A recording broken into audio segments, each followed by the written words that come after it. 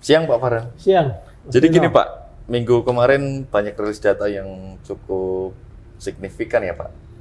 Kalau saya boleh bertanya itu, FOMC minggu ini banyak analis yang memperkirakan tuh The Fed bakal menaikkan suku bunganya 25 basis point lagi. Padahal di tengah inflasi yang udah turun Pak, sebesar 3%. Kalau menurut Pak Farhan, jadi apa yang mendasari The Fed itu menaikkan suku bunga lagi Pak, sebesar 25 basis point lagi? Oke, makasih Mas Nino. Iya Pak. Ya ini menarik. Kenapa menarik? Saya bilang data CPI kalau kita lihat dalam 1 tahun mengalami penurunan selama 1 tahun ini straight ya, langsung turun terus ya. Jadi boleh dikatakan kebijakan The Fed selama ini menaikkan suku bunga dulu cukup cepat sehingga berhasil menekan inflasi. Ya, tapi kok isunya muncul bahwa para analis kalau kita lihat dari kalender ekonomi memperkirakan bahwa kemungkinan The Fed akan menaikkan suku bunga lagi ya. Padahal bahwa kenaikan suku bunga ini memang bisa menurunkan inflasi tapi juga ada risiko di belakangnya.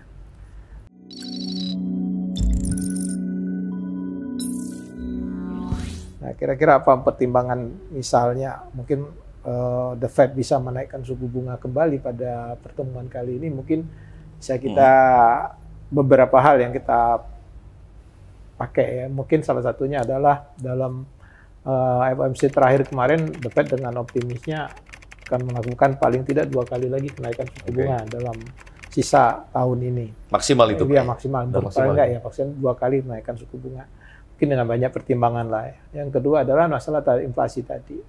Memang kalau kita lihat CPI memang mengalami penurunan sampai 3%. Mendekati target The Fed 2%. Tapi kalau kita lihat data inflasi yang lain, core inflasi misalnya masih 4,8 sebenarnya. Masih 4,8, masih jauh sebenarnya dari target The Fed untuk 2%. Belum lagi nanti data PCE Index yang juga mereka kemarin masih 4,8 juga. Biasanya PCE Index ini yang menjadikan patokan target The Fed biasanya ya. Nah, ini jadi masih jauh memang.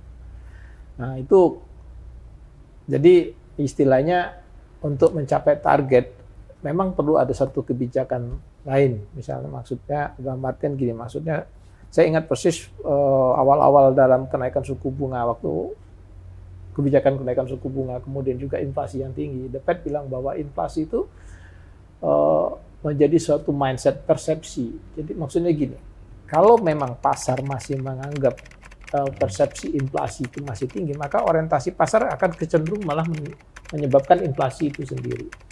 Jadi orang masih kepikiran inflasi, maka inflasi akan naik. Makanya sempat dikatakan hanya resesi yang membuat inflasi itu turun. Makanya The Fed sempat juga mengatakan bahwa nggak akan turun inflasi kalau nggak mengalami resesi. Nah, di sini mungkin salah satu pijakan kuat The Fed lebih berani untuk melakukan kenaikan suku bunga. Karena memang dia melihat bahwa tanda-tanda resesi sampai saat ini memang masih belum muncul juga. Salah satunya adalah kemarin data-data terakhir, data tenaga kerja masih sangat kuat. Ya. Lihat. Kemudian pendapatan perusahaan juga masih sangat bagus. Ini indikasikan kita lihat bahwa Dow Jones, Nasdaq, dan S&P 500 juga masih pada harga tinggi. Indikasi bahwa memang secara pendapatan perusahaan masih bagus. Jadi kalau dengan melihat kondisi seperti itu, maka saya juga agak percaya dengan rata-rata analis yang memperkirakan kemungkinan The Fed masih berani untuk menaikkan suku bunga lagi. Ini mungkin yang menjadi dasar soal besar 0,25 ya.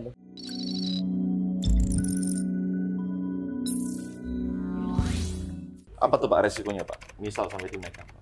Ya sebenarnya ya risiko umum ya. Kemarin kalau melihat dari pendapat salah satu members dari The Fed itu sendiri, Kashkari mengatakan bahwa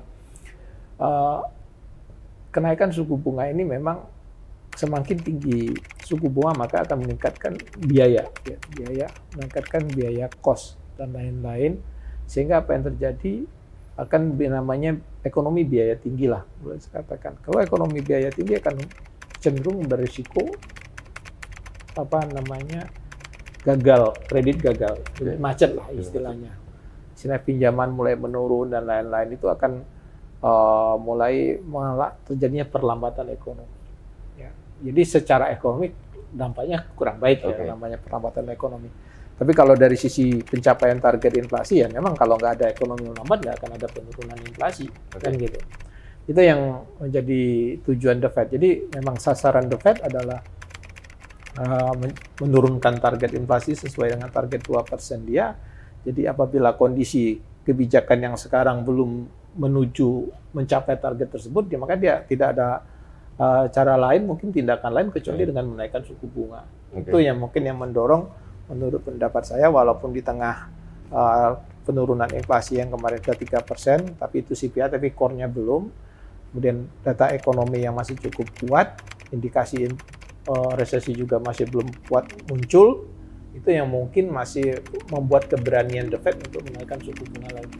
Jadi ada potensi ya Pak, dolar indeks akan naik Pak minggu ini? Ada kemungkinan juga indeks dolar bisa menguat juga ya. Kita lihat karena suku bunga Amerika paling tinggi lah mungkin ya di antara mata uang lain.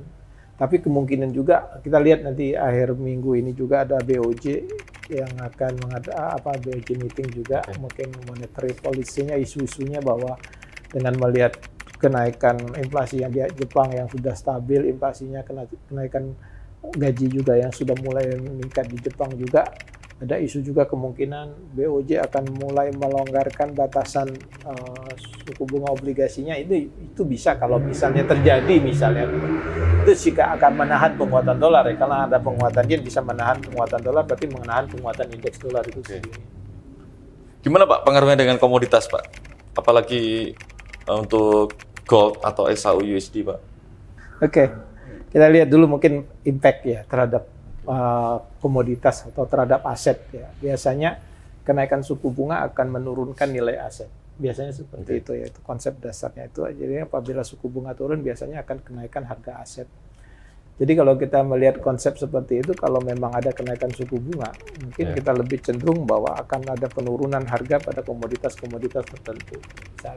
Contoh misalnya gold, emas misalnya. Yang jelas bahwa gold ini lindung nilai inflasi, artinya kalau kita lihat tren inflasi yang sudah mulai menurun, mungkin kalau dikatakan mungkin tren minat terhadap gold seharusnya menurun, seharusnya menurun, apalagi ditambah kenaikan suku bunga ini. Pak, itu kalau misalnya suku bunganya tadi dinaikkan Pak, apa yang terjadi kalau suku bunganya tetap atau tidak dinaikkan?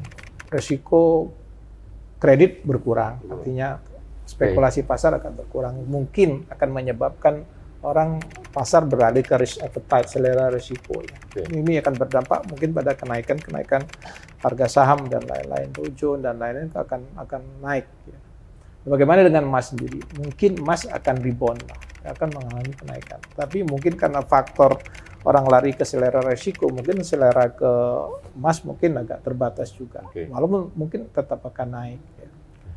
Fed kalau nggak jadi naikkan suku bunga berarti dia kondisi kebijakan dia menganggap bahwa kondisi masih cukup kondusif, bukan percaya bahwa kemungkinan inflasi juga akan turun, artinya juga bahwa minat terhadap gold berkurang juga dong. Kalau minat terhadap barang lindung nilai inflasi berkurang, otomatis minat terhadap gold masih berkurang.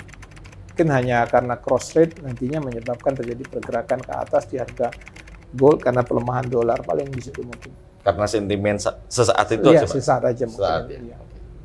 Terima kasih Pak Farhan waktunya. Sukses selalu. Terima kasih kembali Mas Ino. Mudah-mudahan bisa bermanfaat. Amin.